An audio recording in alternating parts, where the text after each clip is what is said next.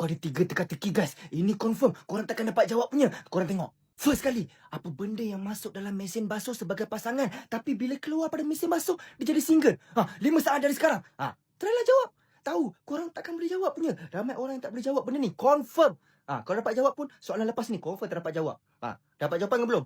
Okey, dapat jawapan Okey, saya ulang balik. Okey, benda apa yang masuk dalam mesin basuh sebagai pasangan, tapi bila keluar, dia jadi single? Jawapan dia adalah stalking.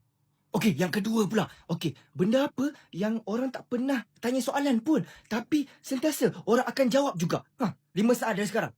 Pening kepala kan? Pening kepala otak kan? Apa benda? Orang tak bagi soalan, tapi kita still nak jawab. Apa benda? Dapat jawapan tak?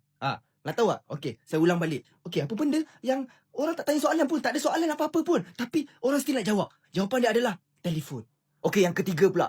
Ni confirm. Korang tak boleh jawab. Okey. Ali, dia baru beli 3 biji telur. Dan dia masuk dalam rumah. Dia balik rumah. Lepas tu, dia pecahkan 2 biji telur. Dia masak 2 biji telur. Dan dia makan 2 biji telur. Berapa telur yang Ali tinggal sekarang? Berapa? 5 saat dah sekarang. Try jawab. Berapa? Ramai orang jawab Nila. Berapalah Nila. Saya tak nak beritahu jawapan dia. Confirm salah. Dapat jawapan dia dah? Okey. Saya ulang balik. Ali ada 3 biji telur.